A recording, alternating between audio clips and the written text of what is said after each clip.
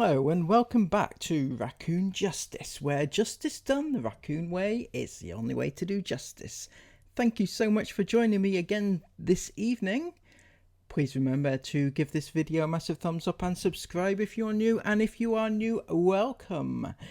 We've come back with you today because Sarah Ingham is on an Insta rant, and we love it when she does her Insta rants. She doesn't, but she thinks she's doing good and giving good advice. I feel the good in her, but there's not enough to save her, sorry. So this is for those who don't have Instagram, because I forget sometimes that not everybody has Insta. So this is for you, and also for the rest of you who do have Insta that have already seen it, but just like to have a little laugh, because let's go for it, shall we? So it started from a very innocent Instagram post earlier. Sarah posted a picture of her kids sleeping. It was like just after 10 o'clock in the morning and they were all asleep, right? Somebody obviously messaged her, and it was quite an innocent one. It said, "How do you get them all to sleep in past 10? Mine are 8 years old, twins, and a lie-in is 7 a.m. for me. Please share your secret." So Sarah, in her wisdom, made an entire day's worth of Insta posts about it. Brilliant. There's always something to do, isn't there? You know, when you're not on holiday, you've got... Anyway. She says, lots of questions like this. All my children have been late sleepers. It was always hard getting them up for school, in brackets, when they attended.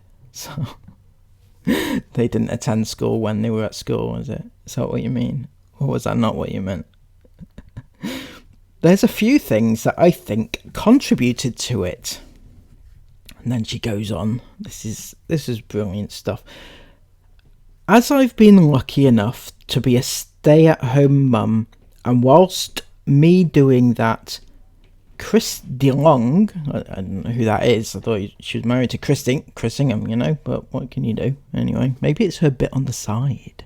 Chris, do you have do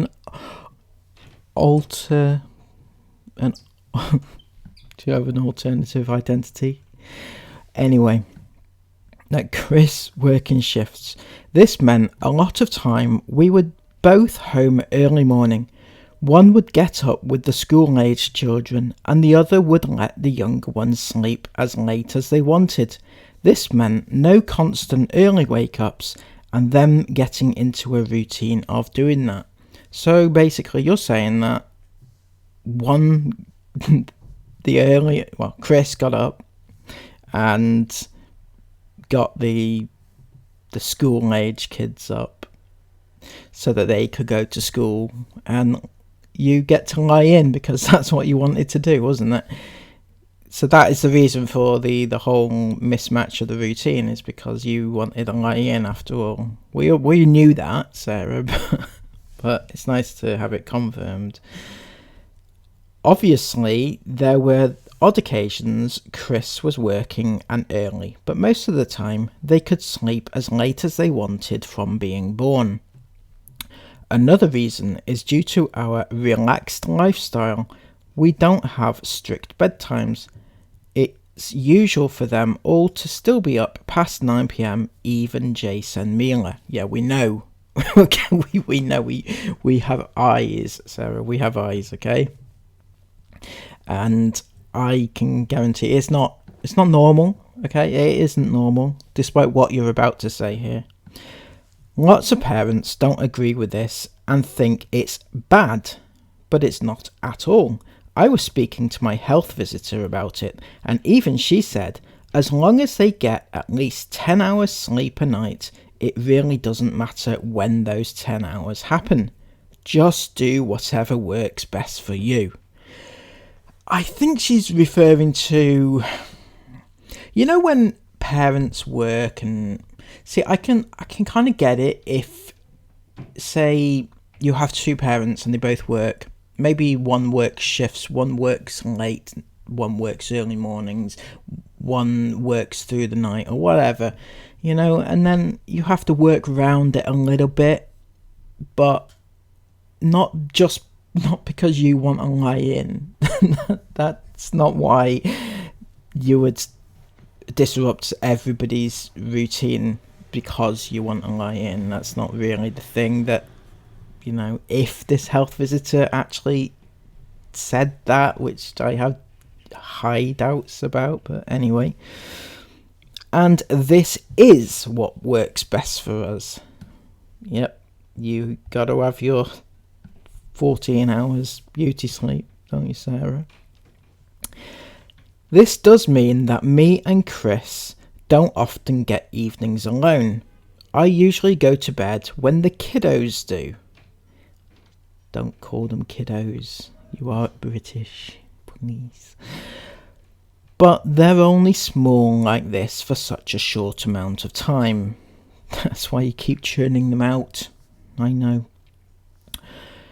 Me and Chris have years of alone time together when they all grow up. Well, I have enlightening news about this, Sarah, okay? You do not have as much time alone in the future as you may think, because your kids are never going to leave home. You know why? Because of this lifestyle that you've got them into. It's going to be a very big problem in the future. I guarantee it. I'm sorry. We usually settle down together around 9 p.m. on the sofas. Me, Chris, Isla, Jace and Mila. We read stories and then Jace falls asleep. Isla likes to read after this on her own or play on her phone, whilst me and Chris watch an episode of whatever we're watching. Now, this is the issue that I have, right? You've got 4 underage kids sitting with you after 9 p.m. and you're watching whatever you want to watch. Now, I know times have changed a little bit, but there used to be a thing called the watershed. You might have heard of it, Sarah, which means that everything that's on after 9 p.m. is not really suitable for the kids, the age group that you're talking about. So what are you watching that is basically family friendly after 9 p.m? Is it family friendly that you're watching after 9 p.m. with your 4 kids just sat there? You say Isla's playing on her phone, but she'll have one eye on the TV if it's something interesting. Mila feeds to sleep. When the episode finishes, we all go to bed and Chris cracks on with business-related jobs or editing. Does he? How come he's always editing last minute then? Isabel Ingham official. Now this really annoys me, okay? You've got 2 kids here. Isabel Ingham official and the real Esme Ingham. That's not their names, okay? Just call them Isabel and Esme. They're their names. Stop using this moment to promote your kids' Instagram accounts. Both get themselves ready for bed around 9 p.m. and prefer to chill in their own rooms. Recently, Jace has decided he hates his bedroom because there's shadow monsters in there. Thanks Monsters Inc. So it's been a little tricky, but that's a story for another day. Okay, that's good. I ain't got time for that. We have also used blackout blinds from birth for all our children and have never let them get up before 7:30 a.m. Bloody hell. It's like sleep in at all costs. It gets worse as well. I can't imagine living in this militant household. I mean, okay, every family is different, but most kids, young kids, are up like 5, 6 in the morning. It's really weird, this is. If they ever did wake before this time, we calmly told them it was too early or still nighttime and to go back to sleep. They always accepted that. The problem is 7:30 a.m. is not the middle of the night. It's not early morning. It's definitely not the night time.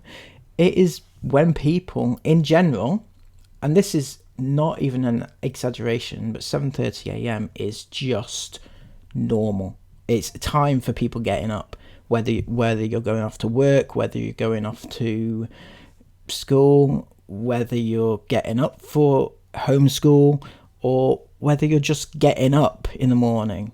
If you're getting up later than that, it's like you're wasting the day. And this is my problem with your kids sleeping in till 10 a.m. You may think it's normal because they go to bed late, but they're wasting the whole day. You got to get up early so that they can do stuff in the day. You don't want to be getting up nearly midday.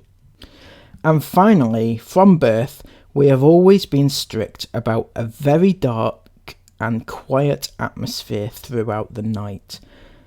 No lights on once in the bedroom. When they woke in the night to change them, only a very small or dull night light. No talking, only whispering. If they cried and needed more than just a feed, then just a soothing whisper or a shh with a cuddle.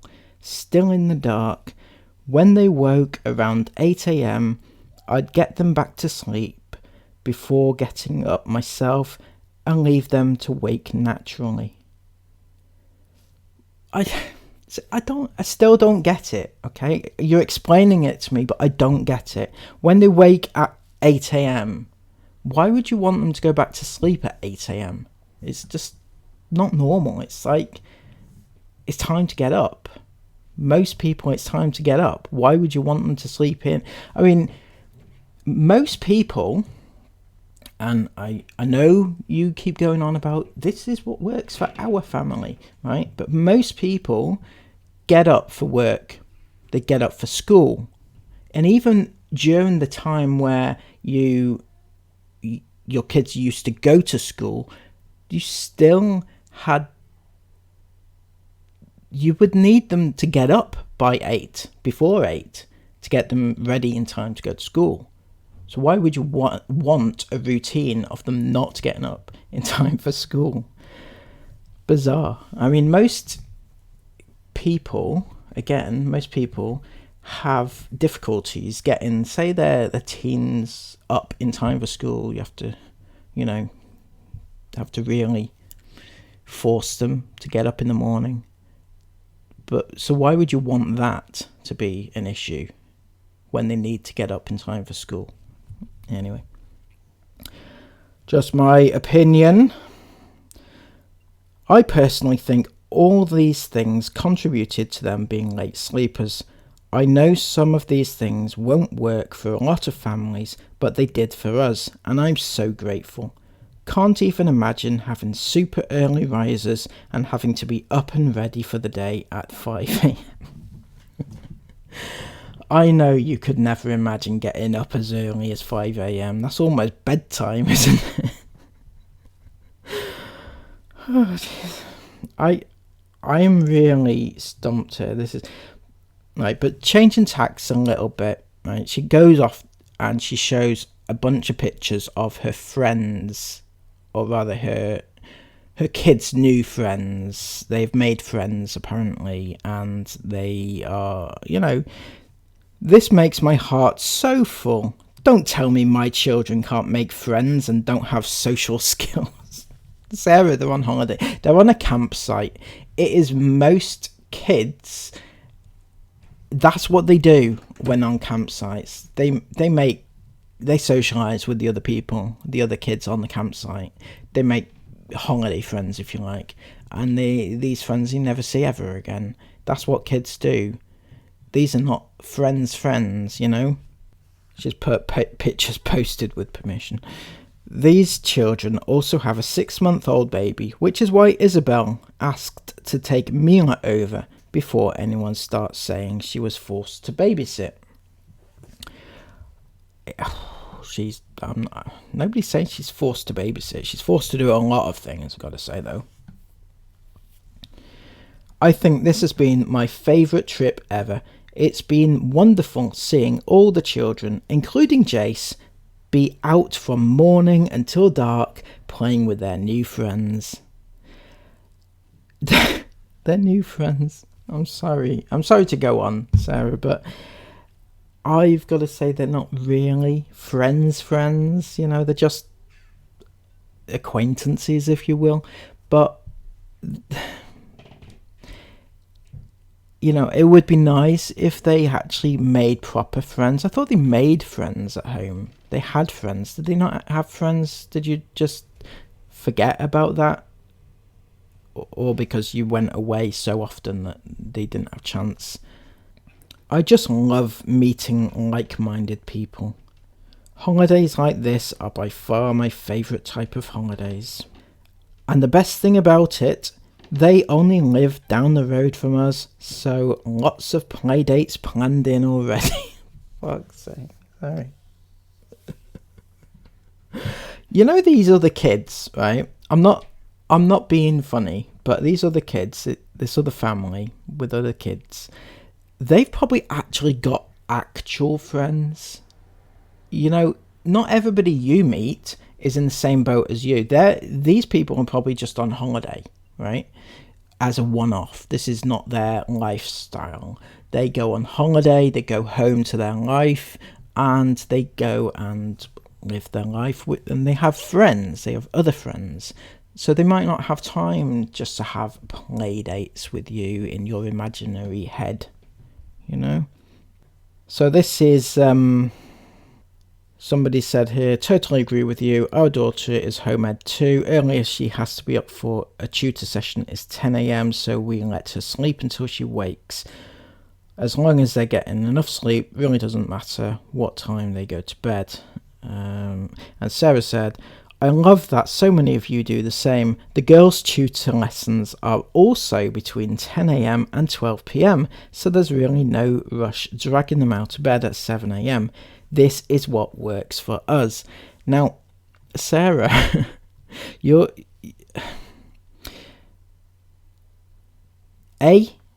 don't have tutor sessions. I'm almost certain of it. But B, 2 hours a day, that's it for schooling. If that. What's this, once a week? Half the time you're out at 10 a.m. till 12 p.m. And someone said here, my mum and dad did this exact same thing with me. I went to bed from past 9 p.m, even at the age 45. I'm 23 now and don't have a problem with sleep and never have, and I'll do the same when I have kids. There's no point forcing a child to go to sleep when they're not tired. And Sarah says, few people questioning it leading to bad habits, but I really don't think it does. My children go to sleep happily and contently when they're tired. We just don't force sleep on them. Well, Sarah, when your kids, if your kids ever go out to work, they're going to have to get up like 6 or 7 in the morning. It's going to have to be a thing. So you getting them into a bad habit, then it's not going to help them in the future. Trust me on this one. Some children do better with routine and early bedtimes, some don't. What's important is to do whatever works best for your family and not to judge or criticise others. We're all just doing our best after all. Well, see, again, it comes back to you're doing the best for your family. Well, you're doing the best for you because you want to sleep in, right? If you wanted to get up early, you would get your kids up early. You wouldn't let them sleep in. And this person said, now this has caused a bit of a stir. I personally couldn't cope with my little ones being up so late in the evening. There is literally no time to relax alone. If you are almost going to bed the same time as your kids, most people have to get up relatively early for school or work. So we always believed this was a great routine to stick with. Even as our children got older, they always stuck to this. And this week we have been to our son's master graduation in medicinal chemistry, which he gained first class honours, and is now about to start his PhD, so it worked pretty well for us. And Sarah replies, exactly, worked for us, and that's great, but it doesn't mean it will work or be best for everyone. And then she replies with this. She says, P.S. Congrats on your son's degree. Not 100% sure what that's got to do with the time they go to bed, but you're obviously very proud, as you should be. Well, that's bloody bitchy, that is, Sarah. Really, really bitchy. Nasty and bitchy, honestly. And she finishes off with, just because my children don't go to bed until 9, 10 or even 11 p.m, that doesn't mean they're running around the house crazy until that time. By 9 p.m, most nights, it's quiet time. Like I said in previous stories, we all sit on the sofas and read, main lights off, lamp on, and wind down time. Mila feeds to sleep straight away. Jace usually falls asleep within 20 minutes, and Isla reads quietly or plays on her phone. And she finishes off with a cracker. Somebody said to her, I don't know, but I'm unfollowing as I don't like this kind of content. And Sarah says, okay, sweetheart, I'd much rather have 100 people following who enjoyed my content than 200,000 following who don't. Take care. Well, Sarah, you are truly a nasty, nasty piece of work. Congratulations. Take care. I'll see you again tomorrow. Everybody else, thank you for joining me again today. Please remember to give this video a thumbs up, subscribe if you're new, comment all your thoughts about this down below, and take care and bye bye.